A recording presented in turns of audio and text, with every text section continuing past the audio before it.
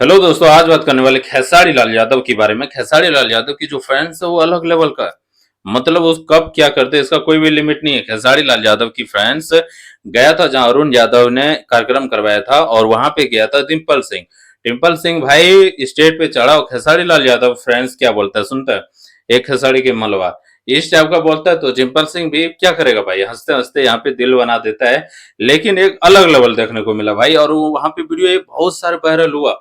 मतलब खेसारी लाल यादव को मानना पड़ेगा, क्योंकि खेसारी लाल यादव की जितना भी फैंस है ना वो सारे अलग लेवल के हैं। कब क्या कांड कर देगा इसका कोई भी लिमिट नहीं है। इसलिए खेसारी लाल यादव की फैंस जो है वो अलग आर्मी है भाई। जब उसका मूड आए तो तब किसका कमेंट में जाके भर देगा, और कब क्या कर दे इसका कोई लिमिट नहीं है भाई। कभी सोचा भी नहीं था ट्रिपल सिंह की मुझे ऐसा सुनने को मिलेगा, एक खजड़िया के मलबा इस टाइप का बोला।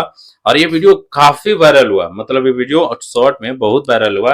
अरुण यादव ने कार्यक्रम करवाया था, वहां पे सारे कलाकार पहुंचा था, और वहां पे खेसारी लाल यादव के फ्रेंड्स ने ऐसा हरकत किया कि वो वीडियो काफी वायरल हुआ भाई।